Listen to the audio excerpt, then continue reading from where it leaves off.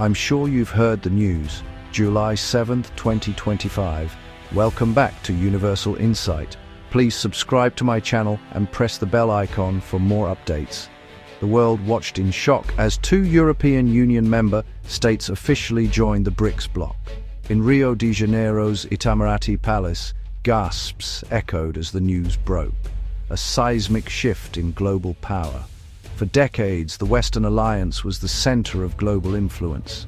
Now, 2 of its own had crossed over, joining a group built to challenge that dominance. The move sent shockwaves through Washington, Brussels, and beyond. The sense of betrayal was palpable.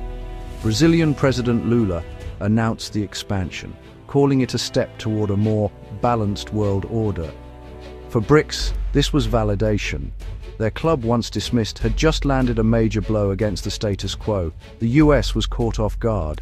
The question was no longer if BRICS was a challenger, but how to respond. The post-American world, long theorized, had arrived with undeniable force. The global order was no longer unipolar. The world's tectonic plates had shifted. BRICS began as a loose form in 2009, Brazil, Russia, India, China, and later South Africa. For years it was dismissed as symbolic, but by 2024 expansion accelerated. Egypt, Ethiopia, Iran, UAE, and Indonesia joined, with Saudi Arabia and others as partners. By mid-2025, BRICS Plus represented nearly half the world's population and a third of its economy. For many, BRICS offered strategic autonomy, an alternative to Western-dominated systems. For China and Russia, it was a counterweight to US power. The bloc's expansion diluted G7 influence and challenged the primacy of the World Bank and IMF. BRICS was no longer just potential, it was an agent of real change. The world's balance was shifting. The 2025 Rio summit was a turning point. President Lula's opening address called out the collapse of multilateralism and criticized NATO's arms race. The entry of 2 EU nations shattered the idea that Europe was united under the transatlantic alliance. Some European countries, frustrated with US dominance, broke ranks for new opportunities. The summit's impact was amplified by the absence of Xi Jinping and Vladimir Putin, allowing other leaders to take the spotlight.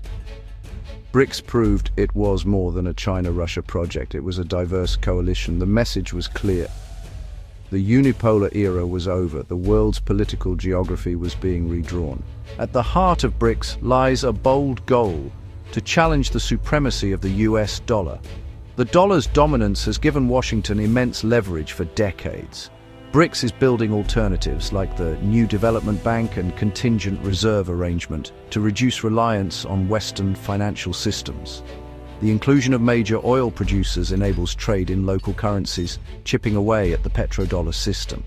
For some, de-dollarization is about survival. For others, it's about sovereignty and flexibility. Even European members now question over-reliance on the dollar. Every oil deal outside the dollar is a quiet act of financial independence. BRICS is rewriting the rules of global finance.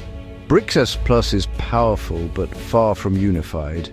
Deep divisions persist, most notably between China and India, whose rivalry shapes the bloc's dynamics. New members bring their own conflicts: Saudi Arabia and Iran, Egypt and Ethiopia, all with unresolved disputes. Consensus on challenging the West is easy. Resolving internal disputes is much harder. Some members want a non-aligned world, others an explicitly anti-Western bloc. As BRICS grows, decision-making becomes more complex. Its diversity is both its strength and its greatest challenge.